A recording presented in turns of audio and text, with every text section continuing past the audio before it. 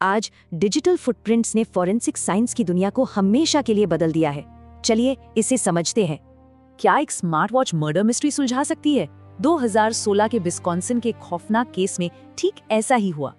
एक खेत में 31 साल की मां निकोल वैंडर हेडन का शव मिला। ये खबर पूरे इलाके के लिए खौफनाक थी। घटनाक्रम देखें तो अपने बॉयफ्रेंड से तीखी बहस के कुछ ही घंटों बाद निकोल अचानक गायब हो गई थी। मर्डर का मोटिव तलाश रही पुलिस की नजर में बॉयफ्रेंड डग डीट्रू तुरंत ही सबसे बड़ा सस्पेक्ट बन गया।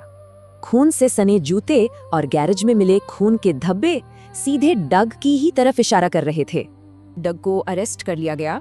वो कहता रहा कि वो सो रहा था, लेकिन सारे सबूत उसके खिलाफ थे। लेकिन क्या हो जब इंसानी अनुमान एक सॉलिड डेटा के सामने गलत साबित हो जाएं? यहीं से कहानी पलटी।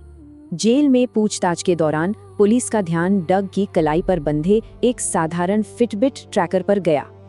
अब एक तरफ फिजिकल सबूतों से बने अनुमान थे, तो दूसरी तरफ डिजिटल डेटा की अकाट्य और अचूक सच्चाई। फिटबिट डेटा में हार्ट रेट एकदम शांत था और कदम सिर्फ इतने थे जो वॉशरूम जाने के बराबर हों।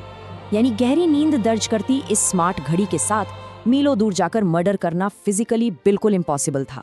पूरे 18 दिन जेल में बिताने के बाद इसी सटीक डेटा ने डग को पूरी तरह बेगुनाह साबित कर दिया। डग के बेगुनाह साबित होते ही पुलिस हैरान रह गई। मर्डर की पूरी जांच अचानक वापस 0 पर आ गई।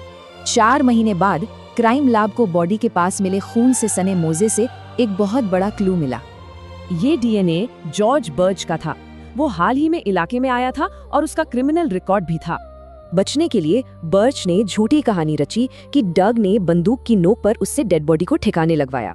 इंसानी बयानों को दरकिनार करते हुए पुलिस ने सीधे बर्च के फोन से गूगल डैशबोर्ड की लोकेशन हिस्ट्री निकाल ली।